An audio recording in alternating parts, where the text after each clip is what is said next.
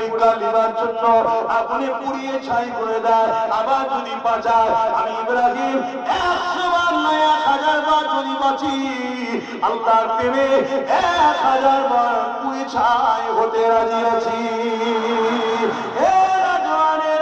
আমরা আল্লাহর জন্য কি করলাম, আমরা নবীর জন্য কি করলাম, একবার বালিশে মাথা দিয়ে চিন্তাটা করো যে জীবনটা কিভাবে বানালাম, জীবনটা কোন রাস্তায় কাটালাম, গানে কাটিয়ে দিলাম, যাত্রায় কাটিয়ে দিলাম, ফাংশনে কাটিয়ে দিলাম, খেলা মেলা নিয়ে কাটিয়ে দিলাম।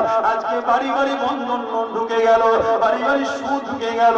এই যুবকেরা তরুণেরা কাল তোমাকে কতল করবে যারা, কাল তোমাদেরকে মূলের মতো পেঁয়াজের মতো যারা কাটতে চায়, তারাই কিন্তু তোমাদের বাড়িতে সুদ ঢুকিয়েছে, তারাই তোমাদেরকে গান যাত্রা মেলা দিয়েছে।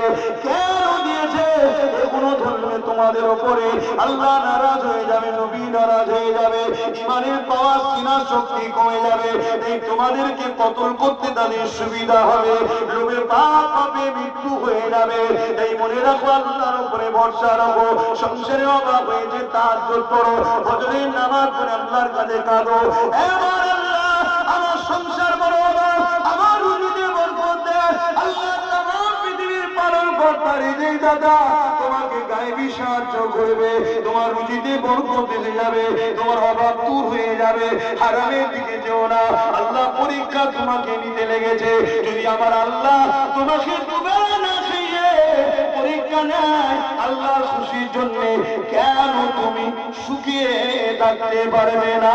অথচ খাতুনে জান্নাত ফাতিমা জাহরা রাদিয়াল্লাহু তাআলা আনহা এমনও দিন গেছে